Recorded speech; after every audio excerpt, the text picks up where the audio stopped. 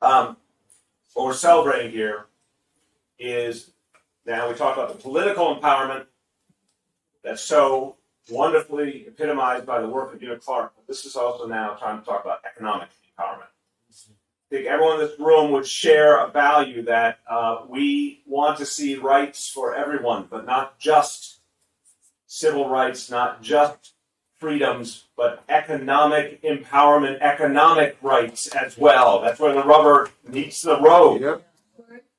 And too often, I will say this, there are the history in the city of good words without some good deeds to go with them, or lofty messages without the bread and butter. This is about actually producing for people. This is about actually creating jobs, actually creating generational wealth.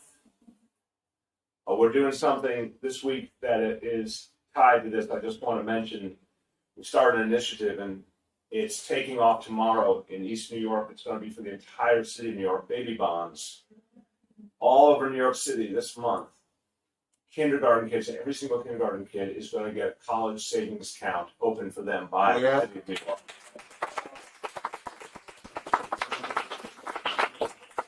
We're doing that to break the pattern of the past, the injustice that has pervaded. We are not talking about equality until we talk about creating generational wealth in this community. It's not the real thing until we do that. So baby bonds are part of it on one level, but this extraordinary center is very much a part of it on another level. Create jobs, public businesses thrive, and that, of course, brings us to Cacci. The Caribbean American Chamber of Commerce and Industry has been, for years, trailblazer, seeing possibilities, building opportunity in powerful ways, and now to have a home, a permanent home of this stature. Yeah. So Caton Flats Market is going to be an amazing thing for this community on so many levels, but for Cacci and the fulfillment of its vision, this is a crowning achievement moment. Mrs. Hastic, you should be very proud, and you have kept that flame alive throughout. Thank you. And I want to thank you. Let's thank the whole Hastic family for all including the blonde members of the family. Yeah. She's a natural blonde, I think. I just assumed. Naturally beautiful. That's right. The Swedish wing of the family. So, this is also about the city coming back. I'll say this very simply. Do you remember last year? Did any of you see the stories, or did you ever confront anyone who said, "Oh my God, it's all over for New York City"?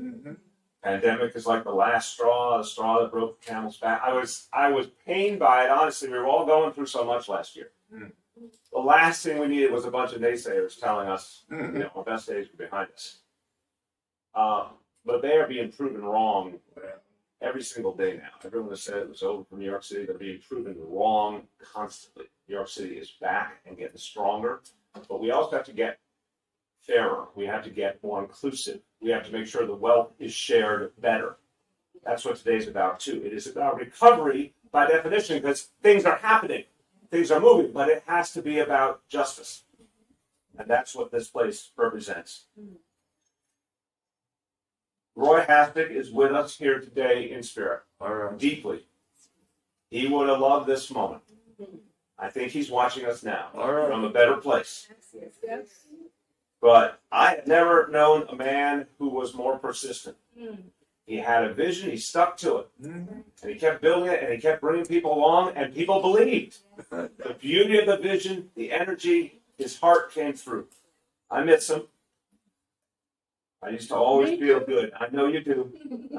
But I always used to feel in his presence hope. Right. I really did. And just the generosity of spirit. So, we're going to remember him now as this beautiful center comes to life, as this market comes to life, as his dreams are being realized. We're going to remember him, but not just by the building, the incredible physical presence. We're also going to do something on behalf of all the people in New York City.